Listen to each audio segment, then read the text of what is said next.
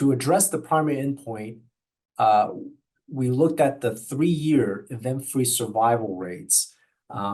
comparing the patients who were treated with neoadjuvant immune checkpoint blockade versus those with upfront radical cystectomy in the cisplatin ineligible cohort. And for those cisplatin eligible cohort, we looked at the event-free survival out to 3 years for those patients treated with neoadjuvant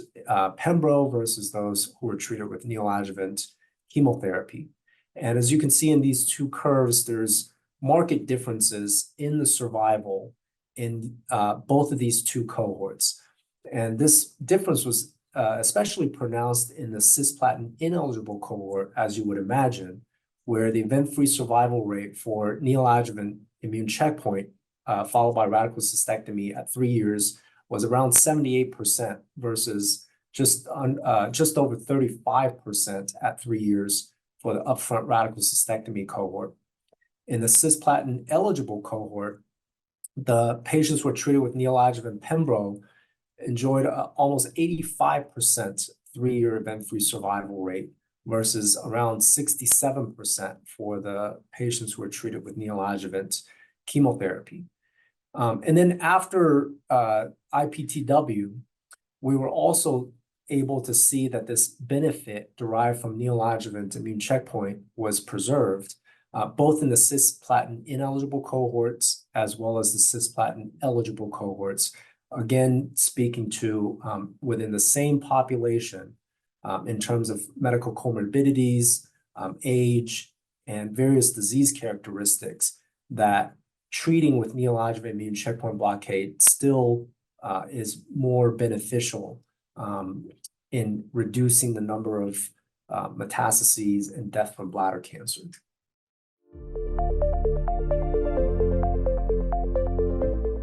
So one of the more intriguing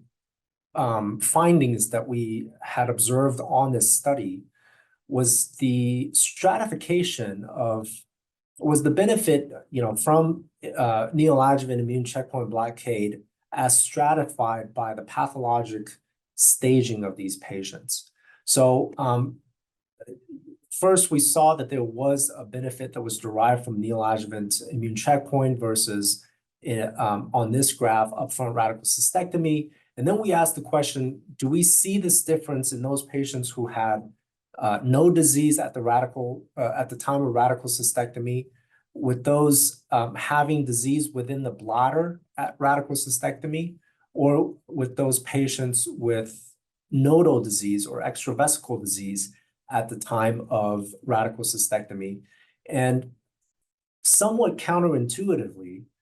we found that there was the benefit that we saw from neoadjuvant immune checkpoint blockade was actually mostly seen in those patients with residual disease within the bladder, as well as those patients with extravesical disease, meaning that even with just a short course of 3 courses of neoadjuvant immune checkpoint blockade, you're able to derive this response and survival benefit even after the time of radical cystectomy, even though the disease within the bladder or sometimes even in the lymph nodes continue to persist. And we saw the same phenomenon in the cisplatin eligible cohorts, where the benefit that you derive from neoadjuvant immune checkpoint blockade was seen more in those patients with residual disease within the bladder, as well as, to a lesser extent, the patients with disease in their lymph nodes. And this really, to me, speaks to the persistence of the benefit of neoadjuvant immune checkpoint blockade, where you get the treatment up front, you activate the immune system, and the immune system continues to be activated even after the primary disease is surgically removed. So it really speaks to the mechanism of action of immunotherapy in general.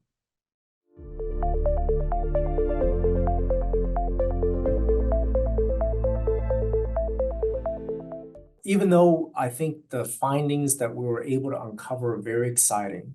but we have to keep in mind that this is still a retrospective analysis with a lot of competing risks that may not have been looked at specifically. So until we have prospective data comparing neoadjuvant immune checkpoint blockade or combinations using neoadjuvant immune checkpoint blockade versus either upfront radical cystectomy or neoadjuvant chemotherapy, we really have to temper our enthusiasm about the use of these agents. However, I do think that the signals that we're detecting here, and especially the extent of the benefit that we're getting from just a short course of neoadjuvant immune checkpoint blockade, are very provocative,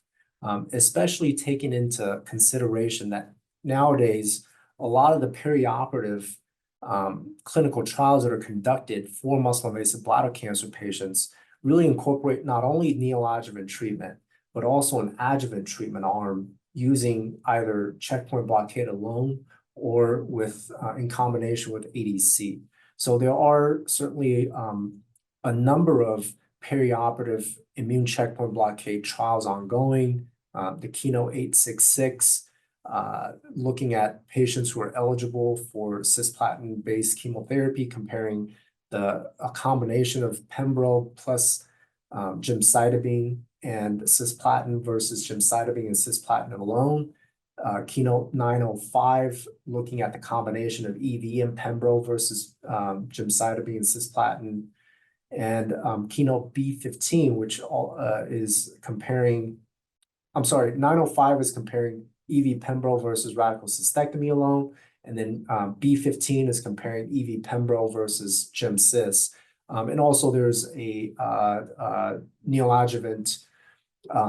trial that's conducted by BMS looking at the combination of nivolumab plus gemcis versus gemcis alone. So all of those trials are awaiting to be read out.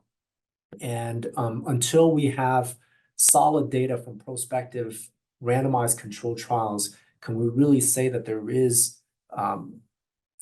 efficacy benefit that we derive from immune checkpoint blockade used in the perioperative setting? And until then, really, our data needs to be taken with a grain of salt that is not going to be practice changing just yet.